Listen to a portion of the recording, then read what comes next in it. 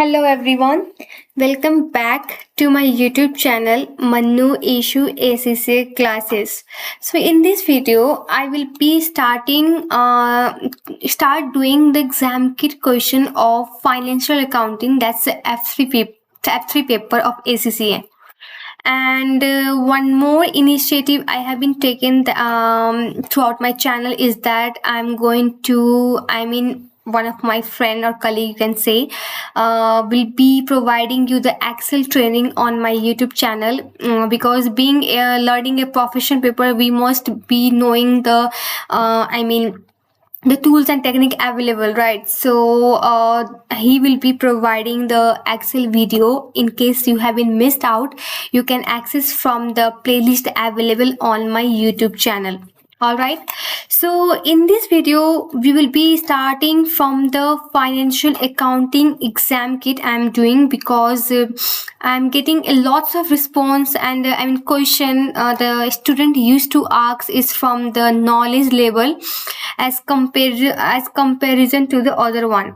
So what I thought, because जब मैंने YouTube start किया था, बिकॉज फाइनेंशियल अकाउंटिंग पेपर था जिसके थ्रू आज मन्नू इशू एक पहचान बना मेरा, एंड क्वेरी भी काफ़ी स्टूडेंट्स के ओर से इसी सब नॉलेज लेवल के पेपर के ज़्यादा आते हैं, और it has been long time कि बहुत सारे क्वेश्चन भी ऐड हो गए हैं, बहुत सारा चीज़ों मैंने अपलोड नहीं किया, बिकॉज मैंने अभी तक जो वीडियो बनाया मैं पढ़ रही थी, मैं बना रही थी, राइट, बिकॉज मैंने जो पढ़ा था वो जो वीडियो रिकॉर्ड था वो मैंने अपलोड करते गई, बिकॉज मुझे ना उस चीज़ में कन्फ्यूज़न होता था, और उस चीज़ को सोचते थे कि रिकॉर्ड कर लो। काफ़ी वीडियो मैंने रिकॉर्ड किया हुआ, रिट्राइव नहीं हुआ, कितना मैंने रिकॉर्ड नहीं किया, बट जो रिकॉर्ड किया it's during my ACCA journey.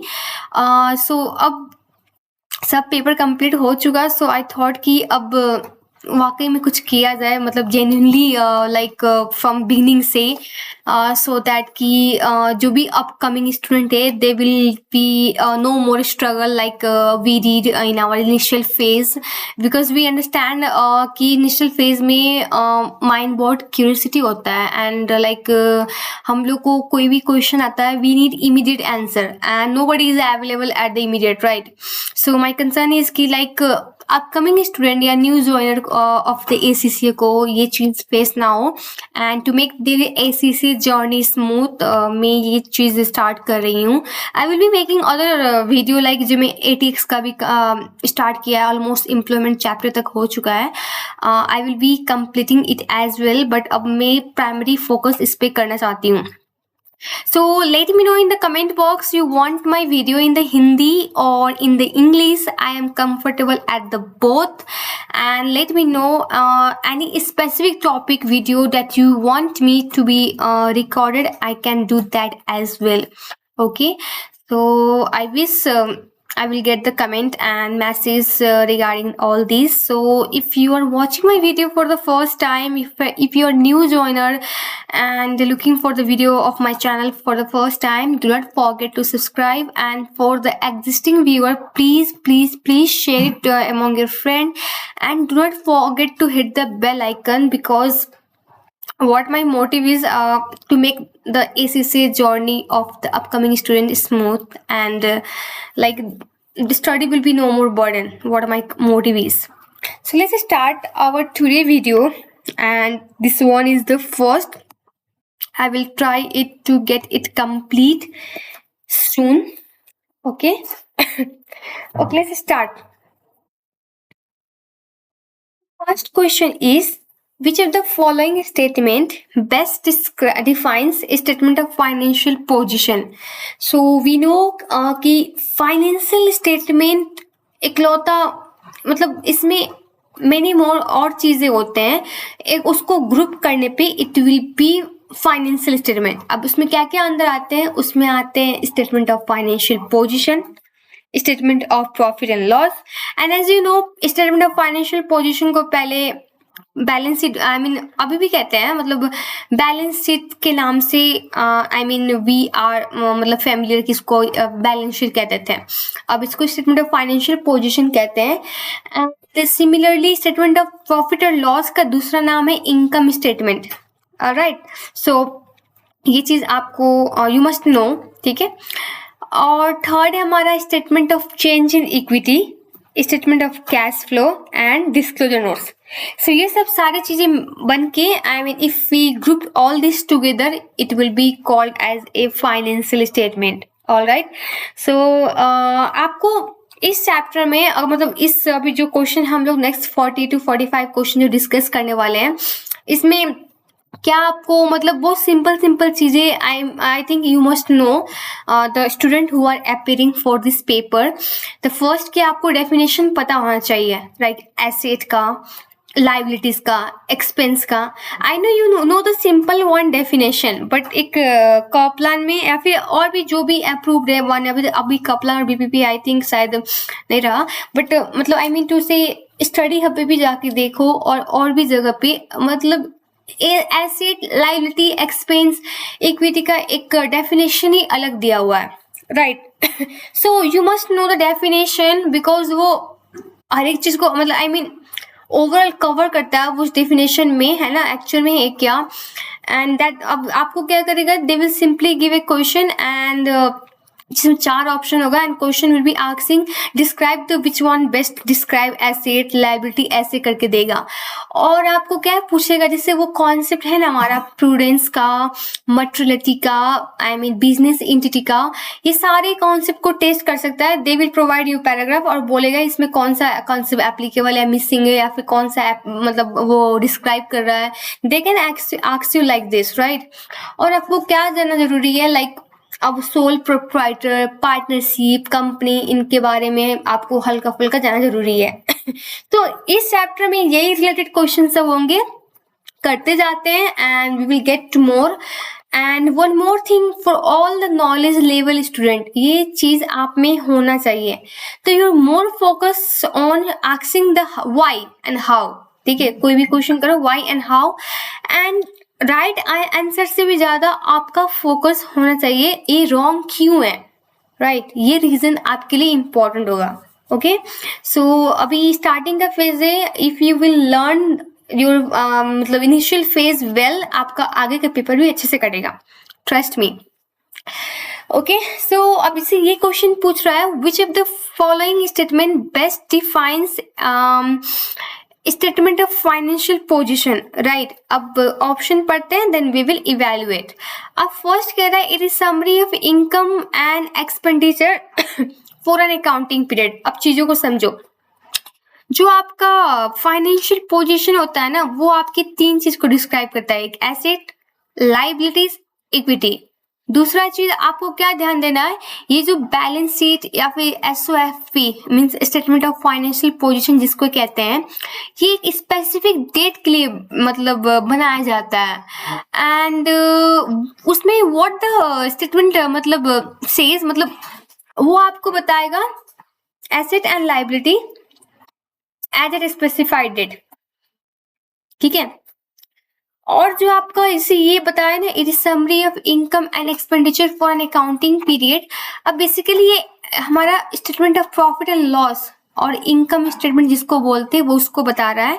And ये फॉर द पीरियड होता है, जैसे कि आपका accounting period starts on the 1 January 2023 and ये एंड हुआ आपका 31 दिसंबर 2023। सो ये 12 महीने के बीच में जो भी इनकम एक्सपेंस हुआ उसके रिगार्डिंग ये स्टेटमेंट बनता है। उसके रिगार्डिंग ये मतलब आई मीन उस पीरियड के लिए ये स्टेटमेंट बनता है। ओके, सो पहला वाला आपका statement of profit and loss को डिस्क्राइब कर रहा है, ठीक है। नेक्स्ट कह रहा है it is summary of cash received and payment made during an accounting period. अब ये कैश फ्लो स्टेटमेंट बताता है आपका कैश कितना आया एंड कैश कितना गया। और not only it describe where how much cash receive and gone, but ये आपको ये भी डिस्क्राइब करेगा सोर्स ऑफ कैश क्या है, कहाँ से पैसे आ रहे हैं और कहाँ पैसे डाले, वो सोर्स भी बताएगा, ठीक है। बिकॉज हम लोग आगे पढ़ेंगे कैश फ्लो में 3 चीज होते हैं, वो 3 आगे हम लोग जब कवर करेंगे cash flow we will cover this as well. पर फिलहाल अभी के लिए इतना जानो, ये कैश फ्लो स्टेटमेंट को डिस्क्राइब कर रहा है। अब आता है it is summary of asset, liability, equity at a specified date, जो कि मैंने बताया बैलेंस शीट स्पेसिफिक डेट के लिए बनता है, उस दिन तक, उस दिन में आपका कितना एसेट, लाइबिलिटी और इक्विटी पोर्शन है, ठीक है। इक्विटी मतलब है अवेलेबल है, आई मीन है। तो ये चीज होगी, ये हमारा option C fits to our like what the question has been asked, ठीक है। तो ऑप्शन सी को लॉक किया जाए। अब ऑप्शन डी देखते हैं, वो रॉन्ग भी है तो क्यों रॉन्ग है, क्या क्या है ना, जैसे मैंने बोला कि यू मस्ट नो कि रॉन्ग है तो क्यों रॉन्ग है। अब डी में क्या है कि डी बता रहा है आपको कि it is summary of asset and expense at a specified date. अब यहाँ पे इन्होंने लाइबिलिटी और इक्विटी को हटा के एक्सपेंस डाल दिया, जो कि उसकी वजह से ये is not correct one. Second question क्या कहता है, which of the following statement best define statement of profit and loss, ठीक है। ये अभी अभी हम लोग ने कवर किया, एक बाय वन ऑप्शन को इवेल्युएट करते हैं and then we will get our right answer. पहला कहता है it is summary of asset and liabilities at a specified date. ये रॉन्ग है, जैसे ऊपर डी का बताया वैसे ये भी रॉन्ग हो गया, क्योंकि ये इनकम एक्सपेंस होता, इनकम एंड एक्सपेंडिचर तो ऑब्वियसली पीएनएल को डिफाइन करता, और ये asset and liability and equity होता तो बैलेंस शीट जो कि हमारा स्टेटमेंट ऑफ फाइनेंशियल पोजीशन है उसको डिफाइन करता। बट इसने क्या किया, एसेट एंड एक्सपेंस को कंबाइन कर दिया। सो नो लॉजिक है ना इसके पे, तो इसीलिए रॉन्ग है। अब नेक्स्ट कहता है it is summary of cash receipt and payment made during accounting period. तो बेसिकली ये आप, तो इसलिए रॉन्ग। अपने नेक्स्ट वाला हमारा कैश फ्लो स्टेटमेंट को डिस्क्राइब कर रहा है, ठीक है, तो ये भी नहीं हुआ। थर्ड वाला हमारा कह रहा है it is summary of asset liability and equity at specified date. ये हमारा किसको डिनोट कर रहा है, स्टेटमेंट ऑफ फाइनेंशियल पोजीशन को, है ना, जिसको बैलेंस शीट के नाम से वी नो टिल डेट, तो ये हमारा उसको डिस्क्राइब कर रहा है।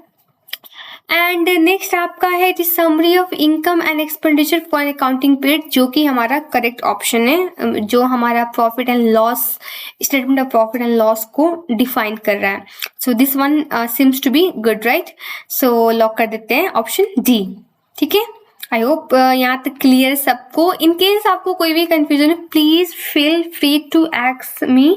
आप मुझे कमेंट बॉक्स में भी mail I mean message drop कर सकते हो, और you can comment me on the Instagram, Telegram, Facebook, आपको जहाँ पे अच्छे लगे, मतलब वहाँ से आप मुझे इजिली मैसेज कर सकते हो, आई will be available. Next question क्या है हमारा, विच of the Which of the following user group is likely to require most detailed financial information?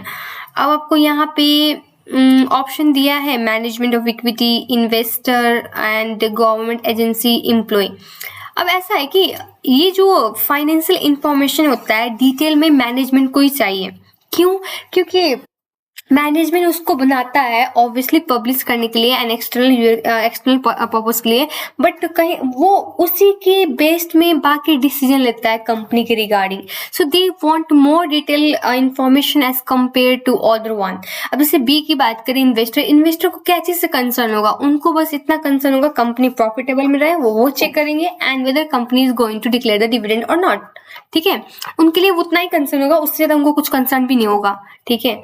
और गवर्नमेंट एजेंसी की बात करें, उनको भी कंपनी के प्रॉफिट से मतलब होता है कि कितना टैक्स बन रहा है, कितना टैक्स पे करेगा, और वो दूसरा चीज कंसर्न होता है कि उनका परफॉर्मेंस कैसा है, उससे इकोनॉमिक पे इम्पैक्ट क्या पड़ रहा है, उससे ज्यादा उनसे उनको कुछ मतलब नहीं होगा, ठीक है। कहाँ से क्या क्या कर रहे हैं, किसको रखें, कुछ मतलब नहीं होगा। बट मैनेजमेंट जो होते हैं कंपनी को, they will have more concern कि उनको ठीक है सेल्स इंक्रीज करना है तो क्या करना पड़ेगा, क्या रिसोर्सेज जुटाना पड़ेगा, उसके लिए डिटेल इन्फॉर्मेशन चाहिए, ठीक है। हर एक चीज को वो देखेंगे, कितने एसेट अवेलेबल है, लाइबिलिटी कितना है, वो सब चीज देख के they will make a very informed decision, ठीक है।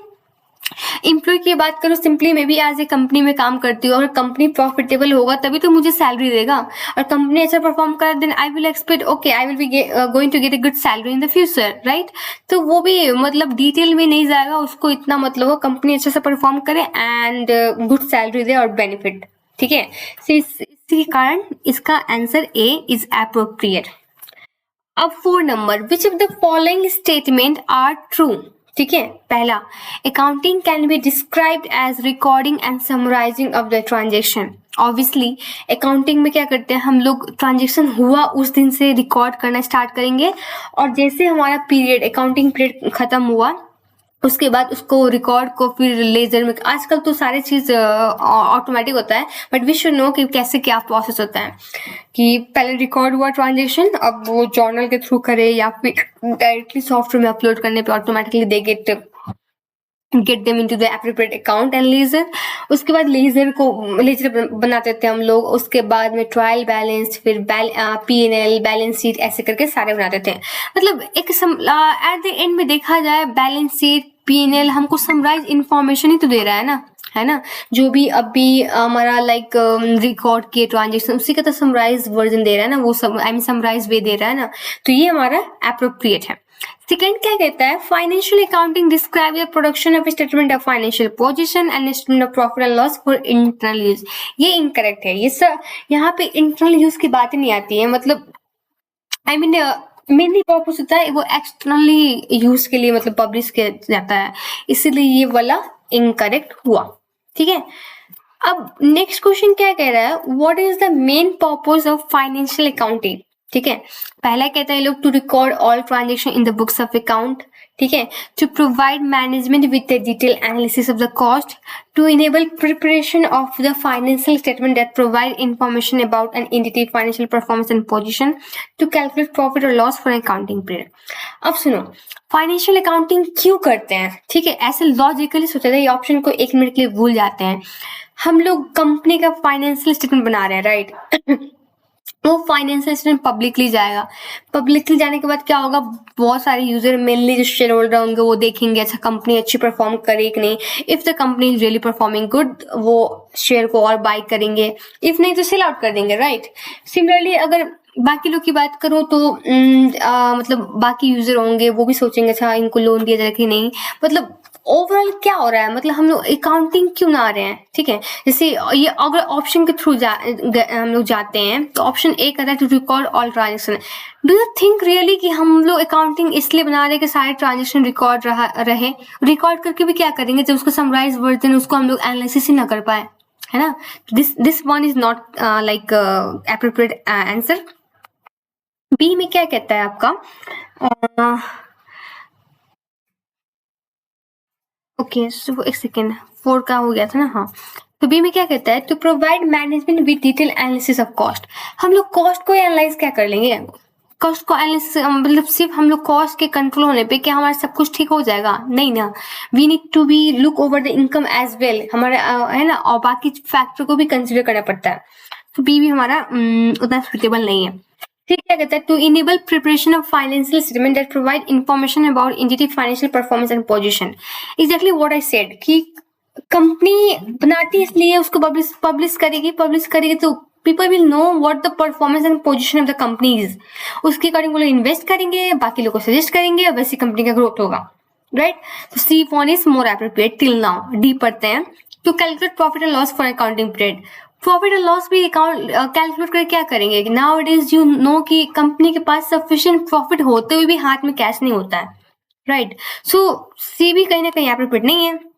So out of 4, C seems to be more like appropriate, right? So C हमारा appropriate option होगा, correct? Next क्या कहता है, which of the following statement does not explain distinction between the financial statement and management accounting? So you know कि financial accounting अलग है, management accounting अलग है ना। और management financial accounting like company का ओवरऑल परफॉर्मेंस एंड पोजीशन क्या है वो बताता है। अगर मैनेजमेंट अकाउंटिंग की बात करें, ये मोस्टली मैन्युफैक्चरिंग इंडस्ट्री एडॉप्ट करती है, जहाँ पे मतलब ये इंटरनल पर्पस है, मेनली इंटरनल पर्पस में क्या होगा कि बजट कैसे बनेगा, वेरिएंस निकालते हैं, मतलब what they plan, what they actually happen, और मतलब ये मतलब ओवरऑल यही होता है, कैपिटल बजटिंग का सब कॉन्सेप्ट आता है, ये सब ओवरऑल इंटरनल पर्पस के लिए बनाए जाते हैं। नाउ लेट्स लर्न द कि 4 ऑप्शन में कौन सा मतलब एप्रोप्रिएट डिस्टिंक्शन डिस्क्राइब नहीं कर रहा है। तो पहला कह रहा है कि financial statement are primarily for in external user and management accounting are primarily for internal user. As a said, financial statement को पब्लिकली पब्लिश करते हैं वो एक्सटर्नल यूजर के लिए ही बनाया जाता है, और मैनेजमेंट अकाउंटिंग मेनली इंटरनल के लिए होता है। ये करेक्ट है, राइट। और ये ध्यान देना क्वेश्चन नॉट कह रहा है, ठीक है, ऐसा नहीं टिक लगा के आ जाना है, नॉट कह रहा है। Financial statements are normally produced annually and management accounts are not normally produced monthly. Obviously financial जो हमारा statement होता है वो annually मतलब बनाते हैं, और जो मैनेजमेंट अकाउंटिंग होता है वो मंथली भी बनेगा, वो क्वार्टरली भी बनाएंगे, बट ऐसा होता है and it is correct. Financial statement are more accurate than management accounting, no, ऐसा कुछ नहीं है, both should be accurate, because दोनों पे ही मतलब आगे का डिसीजन लेते हैं, दोनों मतलब एप्रोप्रिएट होना, आई मीन एक्यूरेट होना जरूरी है। So right, so C seems to be ये इस बिकॉज ये डिस्टिंक्शन को जस्टिफाई कर रहा है, तो C one is the correct. D क्या कहता है, financial statement are audited by an external auditor and management account do not normally have an external audit. Obviously अब जो हमारा फाइनेंशियल स्टेटमेंट का ऑडिट होता है वो इंटरनल ऑडिटर करता है, और एक एक्सटर्नल ऑडिटर से भी ऑडिट करवाना इट्स लाइक बड़े बड़े कंपनी के लिए लीगली रिक्वायर्ड, ठीक है। और मैनेजमेंट अकाउंटिंग जो कि इंटरनल पर्पस के लिए है एंड उसके लिए उसको ऑडिट करना जरूरी नहीं है, so it seems to be like differentiating the both of the part. 7 number क्या कहता है, which of the following statement best define liability. ये मैंने क्लियरली बोला, ये आपको डेफिनेशन लर्न करना इट्स वेरी इंपॉर्टेंट। मैं एक डिस्क्राइब करती हूँ कैसे क्या है, एंड जो भी अब डेफिनेशन का क्वेश्चन होगा you should deal by yourself, right. अब पहला कहता है, a liability is an obligation arising from the past transaction और इवेंट। आप बुक में पढ़ोगे तो उन्होंने बताया हुआ है प्रेजेंट ऑब्लिगेशन है, ठीक है। ये डेफिनेशन ने बताया ऑब्वियसली ऑब्लिगेशन है जो हमारा पास्ट इवेंट से राइज होता है, बट ये ऑब्लिगेशन कब का है नहीं पता। लाइबिलिटी मतलब अब भी प्रेजेंट आपका लाइबिलिटी है, प्रेजेंट ऑब्लिगेशन है, तो वर्ड प्रेजेंट मिसिंग है, इसलिए ये इनकरेक्ट हुआ। सेकेंड क्या कहता है, liability is legal binding amount और टू थर्ड पार्टी। ऑब्वियसली ये legal binding amount to third party, but इसने क्या किया, प्रेजेंट के बाद भी नहीं डिस्क्राइब किया, और उस लाइबिलिटी को सेटल करने के लिए हम लोग को इकोनॉमिक रिसोर्सेज भी ट्रांसफर करना था वो भी नहीं बात किया, एंड पास्ट इवेंट की वजह से हुआ है वो भी नहीं बात किया, ठीक है। मतलब ये जो डेफिनेशन अब से थर्ड वाला पार्ट है, ये I think it's one is this one is the correct statement that describe the best describe and defines liability।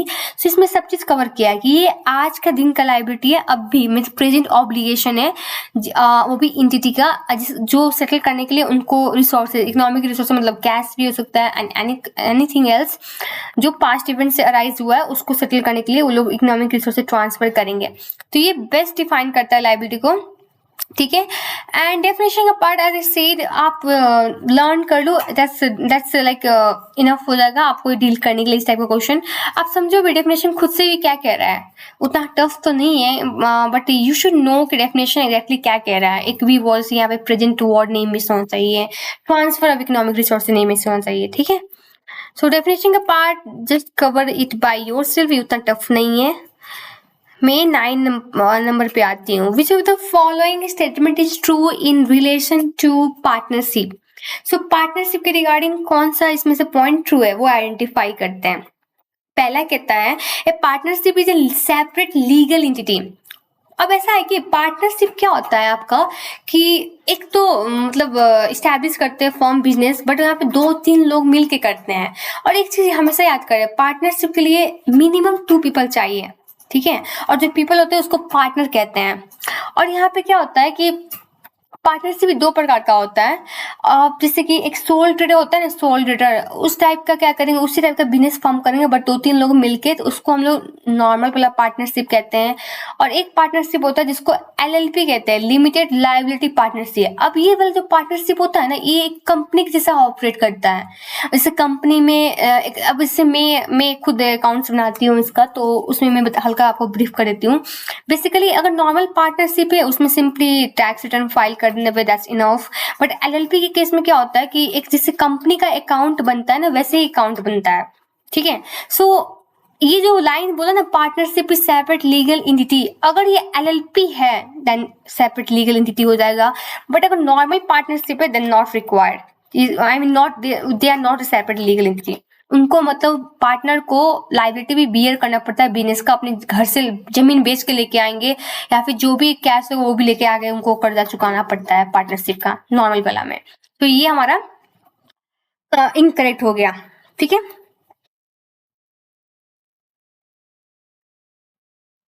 Okay.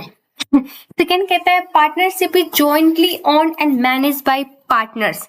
अब ये यहाँ पे ये कह रहे हैं ऑब्वियसली, जैसे मैंने कहा 2-3 लोग जो पार्टनर कहलाते हैं वो लोग अपना अपने नाम पे कोई भी, जैसे एक एग्जांपल लेती हूँ, मैं हूँ, मेरा एक दोस्त है, मेरे नाम पे अलग प्रॉपर्टी है, मेरे दोस्त के नाम पे अलग प्रॉपर्टी है, हम दोनों वो साथ में एक बिजनेस खोलेंगे, वो प्रॉपर्टी हमारे नाम पे ही रहेगा और बिजनेस में क्या करेंगे, बस उस वाले पार्टनर्स में रेंटल इनकम एक्सपेंस दिखा देंगे, ठीक है, प्रॉपर्टी मैनेजमेंट बिजनेस। तो ये होता है पार्टनरशिप में, इसीलिए it is jointly owned and manage by partner, ठीक है। So B1 is correct. बाकी भी पढ़ते हैं। A partnership can raise capital by issuing shares to member of the public. Basically share issue की बात कहाँ आती है, कंपनी के केस में, so it's not correct. A partnership is able to own property and other asset in its own name. मैंने अभी कहा जैसे कि मैं और मेरा फ्रेंड है, हम लोग के नाम पे प्रॉपर्टी है, हम लोग प्रॉपर्टी क्या करते हैं, मतलब उसमें से जो प्रॉपर्टी को रेंट आउट करके कमाते हैं, रेंटल इनकम एक्सपेंस होता है। अब हम लोग पार्टनरशिप में दोनों को मिलकर पार्टनरशिप खोल लिया, अब वो रेंटल इनकम वहां दिखा रहे हैं इंस्टेड। अब ऑब्वियसली ऐसे क्यों करते हैं, अब ये सोचो ना कि आपके पास एक लॉजिकल बताती हूँ, इंडिविजुअल में दिखाएंगे तो हमारा टैक्स रेट ज्यादा है यूके में, आपको भी पता है, एंड आगे जाके टैक्स के पेपर में पढ़ोगे। कंपनी के केस में जाके टैक्स रेट कम है, कंपनी की बात नहीं, मतलब पार्टनरशिप की बात करो तो एट द एंड में क्या होगा कि वो पार्टनरशिप के रेशियो के अकॉर्डिंग इनकम एक्सपेंस एलोकेट हो जाता है ना। तो यहाँ पे जरूरी नहीं है कि वो प्रॉपर्टी पार्टनरशिप के नाम में हो, ठीक है, इसलिए ये करेक्ट इनकरेक्ट है। 10 number, which of the following statement is true in relation to the sole trader, ठीक है। तो पढ़ते हैं एक एक करके, then we will know. A sole trader can not have any employ, they can have employ. आप देखते होगे कोई भी शॉप पे जाओ तो लोग 2-3 स्टाफ रखे रहते हैं, है ना, they can have employ, right. Incorrect है। A sole trader is able to introduce और withdraw capital from the business at any time. Sole trader आपका कर सकते हैं, उनका मन हुआ जब पैसा डालेंगे और निकाल लेंगे, उनको कंपनी जैसा कोई आपत्ति नहीं होता है, रोक टोक नहीं होता है, ठीक है। कंपनी में अलग रोक टोक होता है और share holder I mean principal और एजेंट का रिलेशनशिप आता है, वहां पे बहुत चीज होते हैं, बट इनके सब सोल्व इट नॉट रिक्वायर्ड। आपका समहाउ ये करेक्ट है आपका अभी तक तो, और देखते हैं कहीं से बेहतर मिल जाए। सी में क्या कहता है, company trader has a limited liability for डेप्ट ऑफ द बिजनेस। नो, आपका यहाँ पे अगर कंपनी में डेप्ट अराइज होगा, आई मीन कंपनी बोल रही है, बिजनेस में डेप्ट आया तो सोल ट्रेडर को अपना पर्सनल जगह जमीन बेच के पैसा सधाना होगा, ऐसा नहीं है कि लिमिटेड लायबिलिटी होगा, ठीक है, अनलिमिटेड लायबिलिटी होता है यहाँ पे। तो ये सी तो इनकरेक्ट हो गया। डी क्या कहता है, a sole trader can operate a business from only one location. No, यहाँ पे वो लोग मल्टीपल लोकेशन से ऑपरेट कर सकते हैं, नॉट रिक्वायर्ड कि आपको वन ऑपरेशन होना चाहिए, ठीक है। सो ये भी इनकरेक्ट है। तो हम लोग अब बाकी के क्वेश्चन नेक्स्ट वीडियो में कवर करेंगे, because video is already long, ठीक है, एंड फिर टाइप करने में फिर मुश्किल हो जाएगा मुझे। So we will cover the question in the next video, remaining question in next video. So please subscribe to my channel and share it among your friends. I hope you enjoy my video. Please let me know in the comment box and in which language you want my video and any topic that you want to let me discuss in the details. So I hope I will be waiting for your response. So thank you so much guys. Have a good day.